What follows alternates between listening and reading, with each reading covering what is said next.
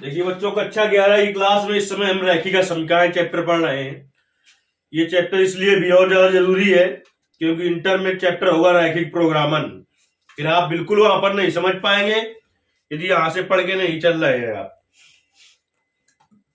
चलिए, सवाल नंबर 12 तक पिछली क्लास में हल हुए थे। आज की क्लास में 13वां सवाल हम आपको बताएंगे। क्योंकि लॉन्ग सवाल है तो एक इसमें एक ही सवाल हो पाएगा आपका। कह रहा है कि दी गई समीकरण, सबसे पहले लिख लेते हैं। दी गई समीकरण, हमने बताया था तुम्हें असमीकरण किसे कहते हैं। किसे कहते हैं असमीकरण? जिस पर लेस देन, ग्रेटर देन या लेस देन इक्वल टू या ग्रेटर देन और इक्वल टू का चिन्ह लगा हो तो हो जाएगा। पहली 4x plus 3y less then और इक्वल टू 60। फिर है y ग्रेटर देन और इक्वल टू 2x। ये है दूसरी आपकी असमीका। तीसरी है x ग्रेटर देन और इक्वल टू 3। और 2-1 में ही लिखी है कि x कामा y ग्रेटर देन और इक्वल टू 0। चाहो तो लिख सकते हो अलग अलग, x ग्रेटर देन और इक्वल टू 0 और y ग्रेटर देन और इक्वल टू 0। हमने कहा था तुरंत ही आपको असमीकाओं के संगत क्या लिखने का होता है? रैखिक समीकरण। असमीका के संगत रैखिक समीकरण लिखने में क्या करते हैं? जहां जहां पर असमीका का चिन्ह लगा है वहां पर इक्वल टू यानी बराबर का चिन्ह लगा देते हैं तो असमीका किसमें बदल जाती है? रैखिक समीकरण में। तो असमीका के संगत, असमीका के संगत रैखिक समीकरण, असमीका के संगत रैखिक समीकरण। तो देखिए असमीका के संगत रैखिक समीकरण क्या होगी? 4x प्लस 3y बराबर 60 समीकरण नंबर 6। y बराबर 2x समीकरण नंबर 7। x बराबर 3 समीकरण नंबर 8। x बराबर 0 समीकरण नंबर 9 और y बराबर 0 समीकरण नंबर 10। चलिए, चाहे तो इसको ऐसे व्यवस्थित कर सकते हैं कि y माइनस 2x बराबर 0 या x माइनस 2y बराबर 0। चाहे तो ऐसे ही रहने। पहले इसके लिए निकालिए 4x plus 3y equal to 60 यानी 60 के लिए एक रेखा खींचने के लिए हमें क्या बिंदु चाहिए? 2 बिंदु चाहिए कम से कम। तो कम से कम 2 बिंदु ज्ञात कर ले, x और y। एक बार x बराबर 0 रखो, x बराबर 0 रख दो तो 3y बराबर 60 तो y बराबर 20 पंचर हो जाओगे। फिर हम बता रहे हैं। फिर दोबारा y बराबर 0 रख दो। 4x बराबर 60 तो x बराबर 60/4 15 चौको 60। अब न भूलियो बिंदु ए का निर्देशांक। ए बराबर नहीं लिखोगे, क्या लिखोगे यहाँ पर? बिंदु ए का निर्देशांक 0,20 क्योंकि निर्देशांक लिखा जाता है x का मान कामा y का मान। फिर बिंदु बी का निर्देशांक 15,0। ये इसके लिए हो गया। अब आएंगे दूसरे के लिए। क्या होगा? y बराबर 2x के लिए। इसके लिए निकाले। अच्छा, तो इसके लिए क्या निकाले? इसके लिए निकला रखा है x y। तो एक बार x का मान 0 रख दो तो y का मान 0 आ जाएगा। y का मान 0 रख दो तो x का मान, यानी इससे जो बिंदु प्राप्त होगा वो मूल बिंदु से जाती हुई रेखा प्राप्त होगी। मूल बिंदु से जाती हुई रेखा प्राप्त होगी। चाहे तो हम और एक बिंदु बदल सकते हैं। कैसे? कि मान लो कि x का मान 1 रख दो। x का मान 1 रख दो। x का मान अगर 1 रख दो तो यहां पर रख दो x का मान 1। x बराबर 1 रख दो तो y बराबर कितना आ जाएगा? 2। तो एक बिंदु क्या आ गया आगे इसी रेखा में? 1 का मान 2। चाहो तो फिर x का मान रख दो 2 तो y का मान क्या आ जाएगा? 4। तो ये सभी जो बिंदु होंगे वो इसी रेखा में होंगे जो मूल बिंदु से जाती हुई रेखा होगी। मूल बिंदु से जाती हुई रेखा होगी, उसमें कोई दिक्कत नहीं। x बराबर 3 ये y अक्ष के समांतर रेखा है, इसे तो खींच लेंगे। x बराबर 0 ये y अक्ष का समीकरण है और y बराबर 0 ये x अक्ष का समीकरण है। चलिए अब बनाते हैं हम इसको। आपको बीचों बीच सवाल करना है और नीचे को करते जाना, चित्र भी नीचे बनाना है, इधर बगल में नहीं बनाना। चलिए, तो जिन दो अक्षों की ज्यादा जरूरत पड़ेगी उनको बना लेते हैं। आपको पटरी और पेंसिल से ही चित्र बनाना है। वैसे तो ये ग्राफ की कॉपी में चित्र बनाया जाता है। जिस स्थिति में ग्राफ की कॉपी ना उपलब्ध हो आपके पास, तो क्या करना होता है हमें, पटरी बनाना, 1-1 सेंटीमीटर में अलग पैमाना मानते हैं। तो अधिकतर इसमें हम कितना गए, 20 तक गए। कितने तक गए, 20 तक। तो 1 सेंटीमीटर बराबर 1 मान लोगे तो क्या सेंटीमीटर की जरूरत पड़ेगी, 20 की। 1 सेंटीमीटर बराबर या तो 2 मान लो, नहीं तो 5 मान लो। 2 मान लो, नहीं तो 5 मान लो। चलिए, तो 1 सेंटीमीटर बराबर क्या मान ले हम, 5 मान लिया। ठीक, तो देखिए 5, 10, 15, 20, 25, आगे इसे चले जाएंगे। तो 5, 10, 15, 20, 25, आगे चले जाएंगे, 30 मिल जाएगा। अब देखिए बिंदु ए का निर्देशांक 0, यानी x में 0, y में 20, ये है बिंदु ए। 0, 20 रेखाएं दो प्रकार से बनती है। एक तो बिल्कुल मतलब कि सीधे बनेगी, दूसरी डार्ट लाइन में बनेगी। सीधे दोनों बनेगी, एक मतलब पूरी डार्ट रहेगी, दूसरी डार्ट लाइन में। डार्ट लाइन में वो रेखाएं बनती है जिनमें समीकरणों में इक्वल टू का चिन्ह लगाओ, जैसे ग्रेटर देन लगाओ या लेस देन लगाओ। अगर इक्वल टू लगा है तो फिर क्या होगा, डार्ट लाइन में नहीं बनेगी, यानी सीधी लाइन बनेगी। इसके लिए जानने के लिए ऐसा क्यों होता है, 6.1 प्रश्नावली जहां से हमने हल की है वहां पर जाइए आप। तो ए का हो गया 0, 20, बी का 15, ये है बी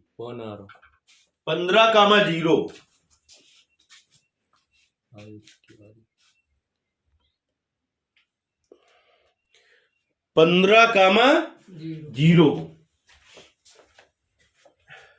बी का हो गया, आवा तो इसे काट दो फोन, ठीक, वीडियो ने काट दो। 15, 0, ठीक। तो ए से बी को मिला दिया, ठीक। चाहे तो इसको हम और बढ़ा सकते हैं, क्योंकि जितने भी बिंदु प्राप्त होंगे, और क्योंकि हमने 2 बिंदु प्राप्त किए, और भाई जो बिंदु प्राप्त होंगे तो इसी रेखा को आगे बढ़ाने पर प्राप्त होंगे। दूसरी क्या है, आपकी मूल बिंदु से जाती हुई रेखा है ना, ये देखिए कहां से, मूल बिंदु से। तो मूल बिंदु से जाती हुई रेखा आपकी होगी ऐसे चली जाएगी, सीधे चली जाएगी ना। 1, 2 जैसे है तो यहां पर होगा फिर 2, 4, यहीं पर x में 2 और y में 4, ये सभी बिंदु इसी रेखा में मिलते चले जाएंगे। अब देखिए एक चीज हम तुम्हें समझा दे रहे हैं, क्योंकि हम चित्र तो माप के बना नहीं रहे हैं, तो हो सकता है कि ये ऐसे जाती, ऐसे, और हमारी ऐसे चली जा रही है, ये दिक्कत आ सकती है तुम्हें। लेकिन माप के बनाना है तो तुम्हारी वास्तविक स्थिति में जाएगी। अब देखिए फिर क्या है, x बराबर 3, तो x बराबर 3 क्या होगी, x बराबर 3 y अक्ष के समांतर रेखा का समीकरण है। x बराबर 3, तो यहां पर जैसे है तो यहां पर होगा x बराबर 3 कि नहीं होगा, 5 के पहले, तो इसी के जहां x बराबर 3 होगा इसी के समांतर रेखा खींच देंगे पटरी रख के। स्लेट है किसी के पास, लो 5 के पहले होगा इसे, तो ये रेखा हो जाएगी आपकी कौन सी, x बराबर 3 रेखा हो जाएगी। कुछ दिक्कत इतने में, लिख दो। चाहे पहली वाली कौन सी रेखा थी, 4x प्लस 3y बराबर 60। दूसरी रेखा कौन सी है, ये वाली जो मूल बिंदु से जा रही, y बराबर 2x। ये वाली कौन सी रेखा है, x बराबर 3। अब हमने कहा था x बराबर 0 कौन सी रेखा होती है, y अक्ष का समीकरण। ये रेखा है जो x बराबर 0 को प्रदर्शित करती है, और y बराबर जो 0 है वो x अक्ष की रेखा को प्रदर्शित करती है। x अक्ष का समीकरण क्या होता है, y बराबर 0। तो y बराबर 0 ये रेखा दिखाएगी, और x बराबर 0 ये रेखा दिखाएगी। इनका खेल हम तुम्हें बता दें कि x ग्रेटर देन और इक्वल टू 0 जो होता है, ये y अक्ष के दाईं ओर के, इधर है बाईं ओर, इधर है दाईं ओर, तो x greater than or equal to 0 y अक्ष के दाईं ओर के बंद तल को प्रदर्शित करता है, यानी ये इधर को प्रदर्शित करता है। y greater than or equal to 0 x अक्ष के ऊपर के बंद तल को प्रदर्शित करती है। तो x greater than or equal to 0 इसको प्रदर्शित करता है, y greater than or equal to 0 इसको प्रदर्शित करता है। चलिए अब पहली समीका को मूल बिंदु संतुष्ट कराइए, तो लिखेंगे पहली समीका। क्या है आपकी पहली समीका? 4x पूरा लिख के करना है तुम्हें, इसके नीचे चित्र के 4x धन 3y less than or equal to 60 को मूल बिंदु से संतुष्ट कराने पर, तो 4 गुणते 0 धन 3 गुणते 0 less than or equal to 60, तो क्या आ जाएगा यहां से 0 less than or equal to 60। कह रहा है 0 छोटा है 60 से या 60 के बराबर है, तो बराबर तो नहीं है लेकिन छोटा है, कैसी बात है? जो कि सत्य है। हमने कहा था बात सत्य हो तो समीका मूल बिंदु से संतुष्ट होती है, तो लिखेंगे था समीका मूल बिंदु से संतुष्ट है।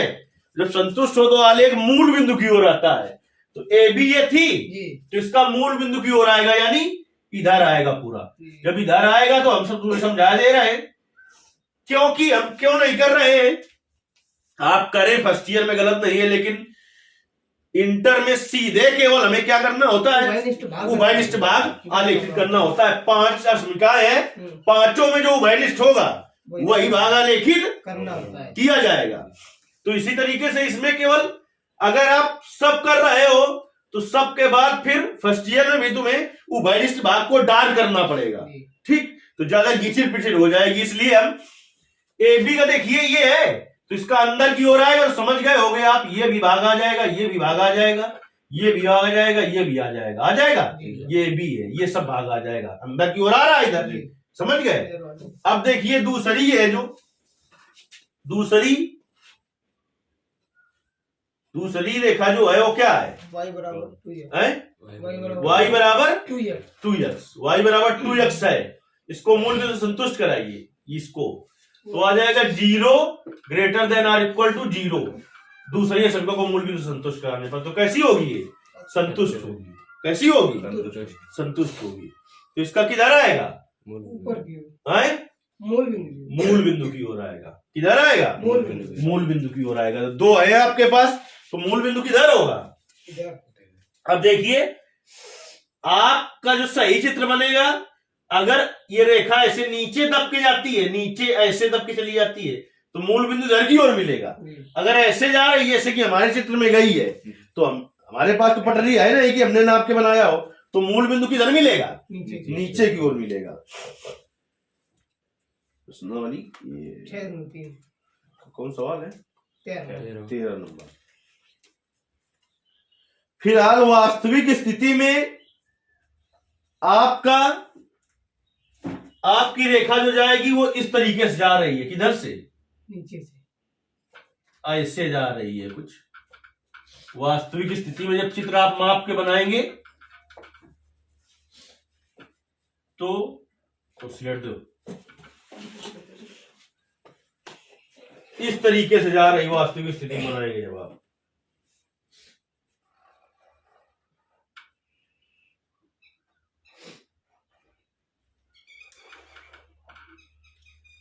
यानी तो मूल बिंदु फिर हमें ऊपर की ओर मिलेगा। कहां पर मिलेगा? ऊपर की ओर।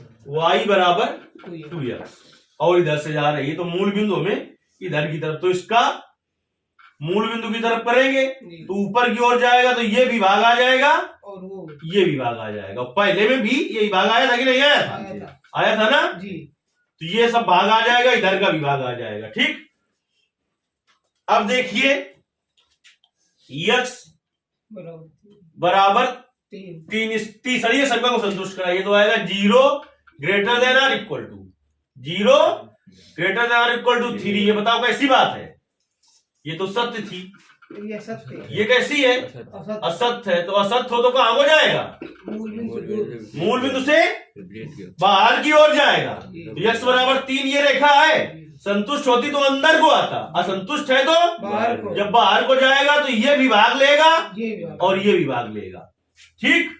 अब देखिए x greater than or equal to 0, x greater than or equal to 0।